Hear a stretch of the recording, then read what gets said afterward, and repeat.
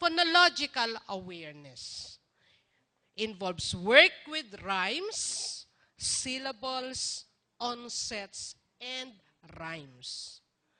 Rhyming words, words that sound the same. Syllables, very important because our words are polysyllabic. May mga words tayo like the Ilocano words, ang haba kasi talagang gino-join. So it's very important that they know how to detect the number of syllables in a word. The beginning sound. What's the beginning sound of sun? What's the beginning sound of moon? And rhyme, the ending syllable. Cat, mat, hat, fat has different onsets, but they have the same rhyme. Okay. And my dear administrators, please tell your teachers to differentiate phonological awareness from alphabet sound. Kapag wala pang pinapakitang print, phonological awareness yon. Kasi tenga lang ang tinitrain. Kapag meron ng this is letter M and the sound is alphabet knowledge na yon. Okay. So sa una, wala muna. Parang game lang yon. The beginning reading experts would say 7 minutes a day. Grade 1 teacher ako, alam ko 3 minutes lang. Marami nang magastos na sa boses yon. So, game lang. What's the beginning sound of medal? Sasagot ang mga bata. What's the beginning sound of can? What's the beginning sound of sack? So, nakikinig lang sila. Nadidetect na nila yung tunog. Later, phonemic awareness, they begin to notice, to think about, and work with the individual sounds in spoken words. Ito nga individual sounds in spoken words. Yung sabi ko kahapon na tinanong ko ang bata, tunugin ang mga titik sa salitang puto. Pa-u, tao. Sabi ko, patay. Mali yung turo ng teacher, kaya yung tunog ng titik, hindi nagiging cue ng bata in reading a word. Listen to your teacher sound the letters. It's not abacada, la, but it's it's l, it's, and so on. Mayroon ng tape ngayon where they can listen to the sounds of the letters. And please, if we are preparing the children for reading in the mother tongue and in Filipino, they can sound both the consonants and the vowels. A, E, I, O, U. But if you are preparing them now for reading in English, don't give them a lesson on sounding the vowels in isolation. You don't say this is letter A and the sound is A. This is letter E and the sound is E. It's not really correct. Because pagdating nila sa long A, hindi na A ang tunog, hindi na E ang tunog. Kapag tinuruan mo in isolation na ito ay A, ito ay E, pag nag-aral na sila ng long vowel words at binasa nila yon ng lane, mane, bake, kake. Tama siya, mali ang turo ng teacher. Di ba?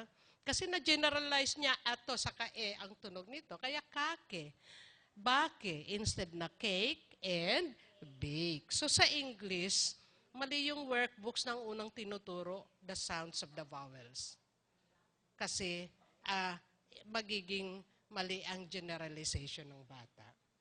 How do we develop phonological awareness? As I said, poem recitation by the whole class, by groups, by individual pupils. Sorry repetitive ako para lang talaga. Rhyme detection, syllable detection, and explicit teaching.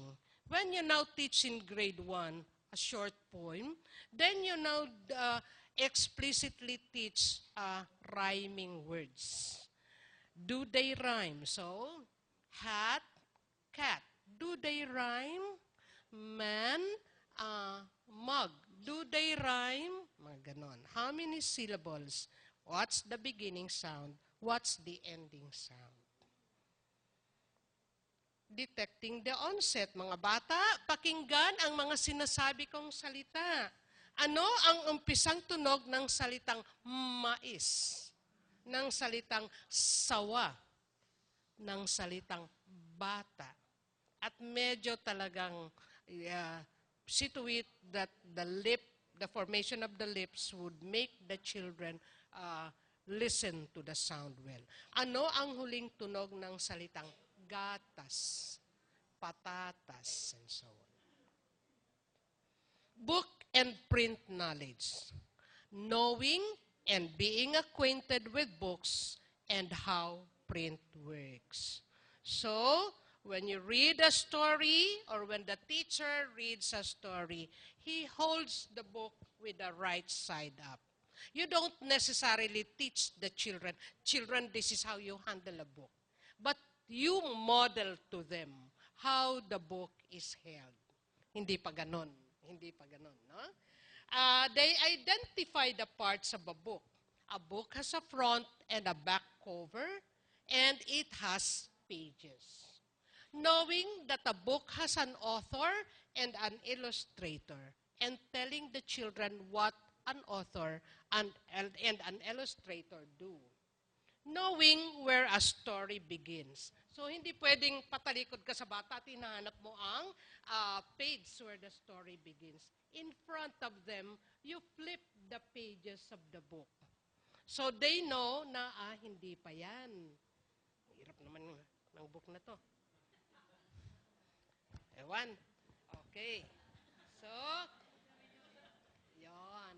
Eto na ang umpisa ng kwento. Hindi na. Okay. Mamaya na. Okay. Knowing where a story begins, flipping the pages of a book sequentially from the front to the back. And that's why, tinanong ako minsan ng taga-Basa Pilipinas, hindi naman yung big book na yan talagang big book. Ang definition kasi ng big book, the lines are repetitive, yung pang shared reading, repetitive, rhythmic, and ano yung isa? Repetitive, rhythmic, and predictable. Hindi to. Kaya lang, nung nag-umpisa tong big book ng Adarna, nung ginagawa namin yung Bright Minds Read, ewan ko kung alam nyo yun, yung sa McDonald's. Ginawa namin yun ni Dr. Hermosa, and we said, 70 children in a class, hindi pwede ang regular sized book. So we asked McDonald's to produce big books. And from that time on, nakitang effective nga ang malaking size na book. So we have been producing, or Adarna has been producing big books. Making the correct return sweep. Return sweep means, that's why you track the storyline from left to right. When you reach the end of the first line, you go back to the left side and you read again from left to right. Makikita nyo ang mga mata ng bata nagaganon din. So, hindi mo na i-develop ang directional knowledge. Alam na nila. When you read a storybook, you communicate to the children that you look at the left page first before looking at the right page. Kasi kung walang picture ang left page, minsan di tinitingnan ng bata. Now they would know that you would always look at the left page before looking at the right page. Making one-to-one correspondence between written and spoken words. Telling that print in the form of words corresponds to speech. And recognizing that print messages represent spoken language and convey meaning. Yung kindergarten na bat, Teacher Feli, nakakahalata ako. Pag ang nakapoint the, ang sinasabi mo rin the. Obvious ba? So they know that the printed form and what you say are the same. So book and print knowledge. How I just wish that every classroom will have storybooks to read. Saan kayang galing? Sino dito ang taga Cebu at taga La Union at taga Lawag? Yun ang mga mahal ng Basa Pilipinas kasi sila yung sinuplayan ng ganitong books. Kaya kinukulit ko ang basa. Sabi ko, bakit ang Bicol hindi mo mahal? Taga-roon ako. Sabi niya, hindi pa daw. Baka sa next na funding ng USAID. Okay.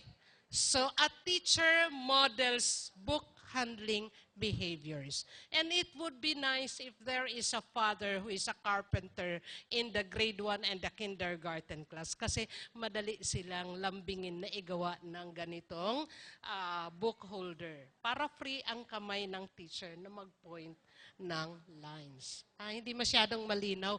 Parang yung easel type na book holder. I remember a comment from a grade 1 teacher. Sabi niya, Teacher Feli, pwede palang maupo habang nagtuturo. Sabi ko, bakit naman hindi? Bawal po sa school namin ang maupo habang nagtuturo. Sabi ko, kung nakaupo ka sa likod, sa teacher's table, bawal talaga yon. Pero kung nagtuturo ka at gusto mong eye level ng batang libro, maupo ka. Kasi kung nakatayo ka, mapapagod ang mga batang tumingin sa'yo. So, yon. Okay, I showed this yesterday. Then alphabet knowledge. The ability to recognize, to name, to sound out all the upper and lowercase letters of the alphabet. Each letter of the alphabet has a name. So we teach the name of each letter. This is letter A, this is letter B, this is letter C. Every letter of the alphabet has an upper and a lower case, or the big and the small letter. Every letter of the alphabet is written in a certain way, and each letter of the alphabet has a distinct sound. So, 4 yung itinuturo natin in connection with alphabet knowledge. The name, the upper and the lower case, how to write each letter, and the sound of each letter. A beginning reader should be able to do the following. He or she should be able to identify all the letters of the alphabet. Singing the letters, singing the alphabet song would help. And every day na itinuturo mo yan, may mariretain dyan sa kindergarten children. They should be able to name each letter in any order sa alphabet. They should be able to sound each letter if teaching reading in the mother tongue or in Filipino, and sound each consonant if teaching reading in English. But please, don't teach the children, these are vowels and these are consonants. Bakit ba tinites pa ang bata? Is it a vowel or a consonant? So tuloy yung pamangkin ko umuwi, Mama, galing siya sa nursery class. Mama, pinag-aralan po namin ngayon vowels and coconuts. Anak, hindi ata yan coconuts. Baka consonants. Hindi po. A, E, I, O, and U are vowels. The rest are coconuts. Sabi ko, ito naman kasing teacher na to, technical terms are for us, not for the children. You don't tell them these are short A words. These are vowel digraphs. These are consonant blends. Atin yung terms na yon. Walang pakialam doon ng bata. Basta nababasa niya. Tuloy, hindi namin makorek because the kinder teacher is always right. So, anak, reading teacher si auntie, hindi talaga yan coconuts, consonants. Hindi po. Sabi ng teacher ko, vowels and coconuts. Hindi naman siguro ganun ang sabi ng teacher. Ganun lang ang dinig niya. Pero nobody can correct her. So, ang ano na lang yun, don't teach the children technical terms. Nasa lesson guide yon, para sa atin lang yon. They should be taught to match the upper with the lowercase letters. They should be taught to write all the letters of the alphabet, both the upper and the lowercase. They should be taught to give the letter that begins or ends the name of a given object or picture, and they should be taught to identify the letters in given words. Inaantok na ko kagabi, tingnan nyo ang numbering ko. Okay. And hand in hand with teaching them the letter name is the writing of the letter form. The ability to form letters, manuscript muna pag kindergarten, grade 1, and first semester ng grade 2. They are taught the cursive style, second semester of grade 2. Guidelines in teaching the letter names. Learning the letters need not necessarily be in alphabetical order. It need not start with letter A. Always present pictures whose names start with a target letter, object or picture, because this is the start of vocabulary development. Let them read with you the names. Draw their attention to the beginning letter and let them read this. Write both the upper and the lowercase letters. So pag ang lesson mo letter M, nakalagay sa bulletin board ang mga pictures at nakalagay ang names na naka-highlight ang M. But they don't necessarily read those words. Kung meron lang batang nakakatingin because kaya madali nilang mabasa ang environmental prints kasi araw-araw nakikita nila yung pangalang Jollibee, McDonald's, so nababasa nila. Ganun din sa classroom. If every day they see those words, may mga incidental learning na mangyayari. They should be able to write both the upper and the lower case. So for example, talk about objects or pictures whose names start with a particular letter, letter M. Yun, meron ako ditong larawan ng manok, mais, melon, mangga, mani. Vocabulary development is integrated with alphabet recognition. The examples, this is important. The examples given should start with a single letter, not a blend. Kapag ang lesson mo ay letter P, if possible, huwag kang magbigay ng sample na prutas kasi pag tinunog yan ng bata, purutas. Kaya may mga bata tayong SS, school. Kasi sinasound nila ang individual consonant. So dapat single consonant ang umpisa. Integrate the recognition of letters to writing them. And integrate letter recognition with other subject disciplines. Pag mahirap nilang matandaan ang letter F, yun, during art, meron kang eggshell, meron kang model ng F, papapaste mo doon, or papakulayan yung F. That's integration now of art and alphabet learning. Music, using ABC, meron pang mga yung song na meron pang sounding ng letters. During PE, they march around the letter cards, and when the music stops, then you say, hop on letter M, hop on letter F. So meron ng music, merong PE, at merong mastery ng letters. Okay. Some observations on writing or handwriting. The ability to write legibly is dependent on the development of the child's fine motor skills. Fine muscles. Kapag lampa ang fine muscles, talagang pangit pa ang writing ng bata. And I noticed that there is a difference. Ewan ko kung na-notice nyo. In the study, yun ng dissertation ko, I looked at the lower middle class children and I looked at the middle class children. Ang lower middle class children, at age 3, firm na ang strokes. Maitim na ang gagawa nilang guhit.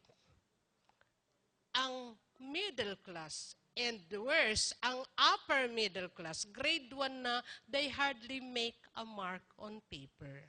Why? Nang i-observe ko sa mga bahay nila, ang lower middle class children, dahil walang yaya, habang naglalaba ang nanay, gapang lang ng gapang yung bata dun sa katabi ng nanay. Sila ang nag-hold ng kanilang tsupon. Sila ang nag-hold ng kanilang baso. Sila ang sumusubo sa sarili nila. So, pagdating nila sa school at age 5, meron ng dexterity, meron ng precision, magaling na ang fine motor. Ang middle class, dun lang sa kuna, gumagapang ang bata kasi ang feeling ng nanay lahat dirty. So, doon lang. Tapos, mayroong tagahawak ng tsupon. Hinahabol-habol pa para subuan. Pagdating sa school, lampa pa ang kamay. So, nang nag-parenting seminar ako, sabi ng parents, Teacher Feli, pagagapangin pa ba namin ngayon? Hindi na. Meron na kaming exercises sa school. Pero ang sunod mong anak, pagapangin mo para hindi na mahirap ang writing ability. Yon. Fine muscle development.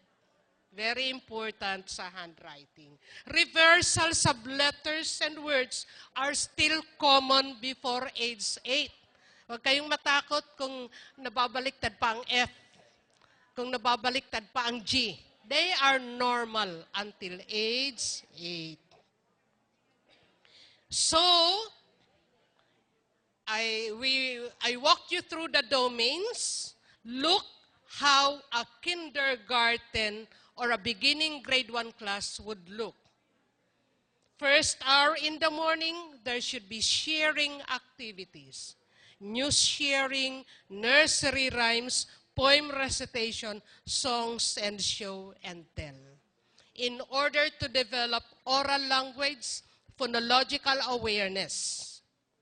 Then the teacher reads or tells a story to the children to develop positive attitude towards language, literature, and literacy. Then there is story discussion to develop listening comprehension. Then there is direct instruction on the letters of the alphabet to develop alphabet knowledge. So please take note when you go around and observe their classes, look for this. So that before they go to grade 1, they have developed already the prerequisite skills for learning to read. Ito yung prerequisites. Don't tell them not to be in a hurry. Parents would say, bakit hindi pa nagbabasa ang anak ko? Ma'am, matagal pong ihanda. Pero po, pag handang-handa with all these skills, reading would be fun and reading would be faster. So look for these activities in the literacy classroom. Okay. And with that, pag-snack na kayo, Diyos mabalos. Maraming salamat. Thank you very much.